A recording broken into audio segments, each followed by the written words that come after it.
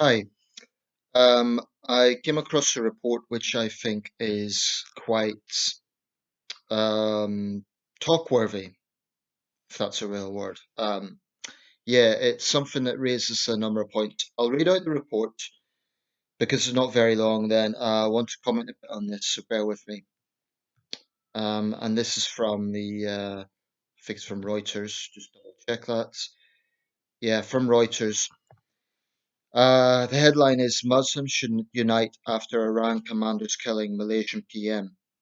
Kuala Lumpur, Reuters. Muslim countries should unite to protect themselves against external threats, Malaysian Prime Minister Mahathir Mohammad said on Tuesday after describing the US killing of Iranian military commander Qasem Soleimani as immoral. The world's oldest premier, who has in recent months stoked diplomatic tensions by speaking out on issues concerning the Muslim world, also said the US drone attack on Soleimani was against international laws. Soleimani's killing in Baghdad last Friday has sparked fears of a broader conflict in the Middle East. Mahathir, 94, said it could also lead to an escalation in what is called terrorism. The time is right for Muslim countries to come together, Mahathir told reporters. We are no longer safe now. If anyone insults or says something that somebody doesn't like, it is all right for that person from another country to send a drone and perhaps have a shot at me.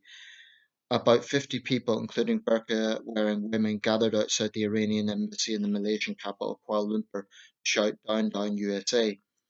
50, I'll just put a footnote here, 50 in a city of 4 million in the metro area isn't very much, actually, so that's significant. Mahathir has tried to maintain good relations with Iran despite US sanctions on the Middle Eastern country. An estimated 10,000 Iranians live in Malaysia. Last month, Mahathir hosted Iranian President Hassan Rouhani at a conference of Muslim leaders in Malaysia, where they discussed boosting business, trade in each other's currencies, and keeping up with non-Muslim countries. Mahathir's recent comments on the treatment of Muslims in India and his criticism of the Saudi Arabia-based Organisation of Islamic Cooperation have soured Malaysia's relations with both New Delhi and Riyadh. I speak the truth, Mahathir said. You do something that is not right. I think I have the right to speak out. Okay, let me just say for the record, I have very little time for this guy, and there's a number of reasons why that is. Firstly, I think he's an utter hypocrite. This is a man who portrays himself as a great figure of kind of Islamic unity and actually sort of presents himself as a humanitarian concerned about the persecution of Muslims. Well, there are legitimate concerns about what's happening in India, fair enough. Um, and there are questions around the consequences of Soleimani's killing. I happen to believe that on the net balance, probably was the right thing to do, but I respect the views of those who don't. I'm not of the opinion that you must be pro-Iran if you're against the killing of Soleimani. However, in his case, he is pro-Iran. That's his political position. Now, Mahathir Mohammad has had nothing or little to say about China's treatment of Uyghur Muslims, so his position is not consistent. He says he tells the truth. He hasn't told the truth about China. He hasn't made a big issue out of that. And for this guy to talk about if we say something that's insulting, you can come and kill us. This is not about Soleimani insulting anyone. This is about Soleimani causing chaos in the Middle East with his Quds division, literally being responsible for tens of thousands of deaths in Syria. I mean, this is not about saying something that is insulting. That is what is fundamentally dishonest about this guy's position. I will say I think Mahathir Mohamad is an Islamic supremacist because he believes that Muslims can do no wrong. He is an Islamic supremacist, and he thinks that if non-Muslims insult Islam, i.e., blasphemy, they should be robustly punished. This guy is an Islamist, make no mistake about it. Granted, he may not on the surface come across as extreme as Islamist terror groups, but he is an Islamist and he is incredibly intolerant to minorities. If you actually look at the interviews he's given, his attitude is pretty much you cannot offend Islam, but I'm allowed to say whatever I want. Not for the first time, he has tried to scapegoat Israel for all the world's problems. He's a creep. I can't stand him because I think he represents everything that is wrong with Pan-Islamist ideology.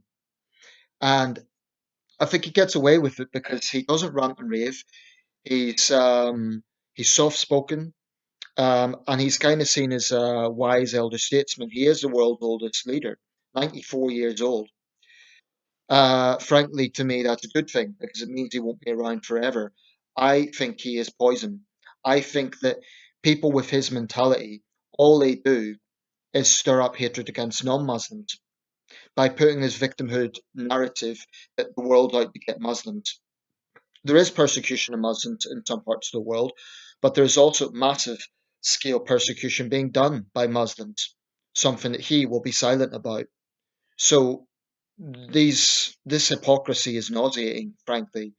Um, because Malaysia is a pluralistic society, it hasn't went to the sort of extreme regressive levels that a country like Pakistan has with its blasphemy laws.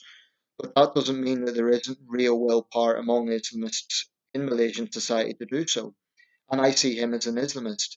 Um, I've had non-Muslim Malaysian friends who they won't say they're actively persecuted because that isn't quite happening yet. But one does get the impression talking to them that they get a sense of wariness of where this could lead.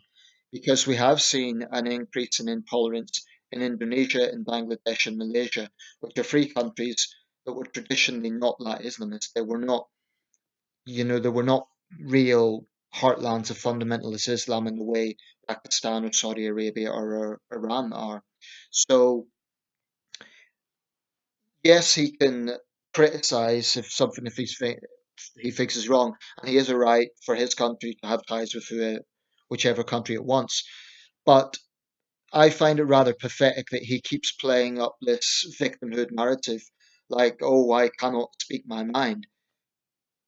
In Malaysia, he can say whatever he wants, and this notion that he's going to be taken out by the Americans for saying that is absolute nonsense.